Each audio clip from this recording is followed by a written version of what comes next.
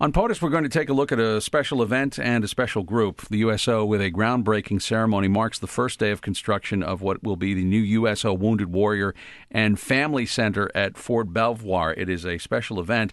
And to talk about it, and also the group and USO is Sloan Gibson, who was elected to be the president of the USO in 2008 and joins us in the studio. Mr. Gibson, thank you for being here on POTUS. Tim, thanks very much for having me. For people who don't know, and I can't imagine that there are people who don't, but give us a sense of the mission of USO, what your job is. USO has been around for 70 years, since Franklin Roosevelt really pulled together 6 different other nonprofit organizations to operate under a USO umbrella. Mm-hmm. Our mission is to lift the spirits of America's troops and families. And people hear the USO name today, they think first entertainment, usually, and we still do a lot of that, some 700 performances and events around the world last year. Or they think about our centers because they've heard an announcement or seen a sign in an airport, typically. We now have about 160 centers, and many of those are in airports, but the majority are actually on military installations or over in the war zone. Mm-hmm. You think about lifting the spirits of America's troops and families, we ask a really simple question: who needs us most? The answer to that question today is different than it would have been a decade ago. And clearly, our wounded warriors and their families and our families of the fallen are right at the very top of that list. There are iconic pictures of World War II, of course, the donuts being served, the dime a dance kind of thing. But it is a very different organization now. As you mentioned, there are wounded warriors, there are families, and really the military itself has given a great deal more concern about families. In what ways does the USO manifest its outreach to both families as well as wounded warriors and other soldiers? Well, along on that list of who needs us most, we focus intensely on our forward deployed troops that are serving in harm's way. So we've got programs that reach all the way to the small combat outpost in Afghanistan, where we deliver tons of good stuff, mm-hmm. the stuff that troops want to have there. We found that one of the most powerful things we can do for those deployed troops as well as for their families back home is to help them stay connected.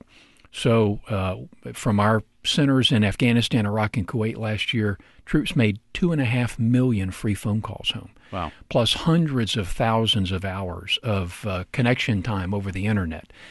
We've had many, many instances of troops being with their wife live in the delivery room through a Skype connection at a USO center.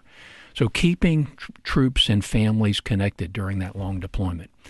And then in the wounded warrior space, which is really kind of what today is especially about for us, this new center that we'll start construction on is to become a focal point for support of wounded warriors and their families at Fort Belvoir, at the brand new medical campus down there. We'll build another starting next year up at the Naval Medical Center in Bethesda. Which is going to be replacing the Walter Reed Army Medical Center right now. These two facilities will take the place. They'll take up the mission of Walter Reed, which will close later this year. And, it's important. These men and women, when they come home having survived wounds on the battlefield, find themselves fighting a different enemy, despair. Mm-hmm. And, being in the business of lifting spirits, for us, it's all about sustaining hope for these men and women, hope for that happy and fulfilling future. They don't want the world. They just want a shot at a happy and fulfilling future, just like any of the rest of us. What's this new facility going to be like? I mean, what kind of, experts will it house? What kind of physical facilities are going to be there? This will be the largest and finest USO center anywhere in the world, close to 25,000 square feet. We actually, as we started the design work for this center, went out and surveyed hundreds of wounded warriors, family members, caregivers, medical professionals, to find out what should be in this facility. The number one request was continuing education. These men and women get to a point in their recovery where they feel like they're treading water. They're not really getting ready for what's next in life. So among the things in this facility, a state-of-the-art learning center where we can bring in different programs, organizations like the American Management Association, Georgetown University, that we're working with on continuing education. We do work on already established work in transition workshops to get these men and women and their families ready for the workplace, and bring in the U.S. Chamber of Commerce is another of our great partners, and we do career opportunity days now, and this will become a focal point for those activities. Mm-hmm. A place for kids to play, a big kitchen, and I don't mean an industrial kitchen. I mean a kitchen where family members can go in there and prepare a meal and then sit down and share it together because they want a little touch of normalcy in their lives. Mm-hmm.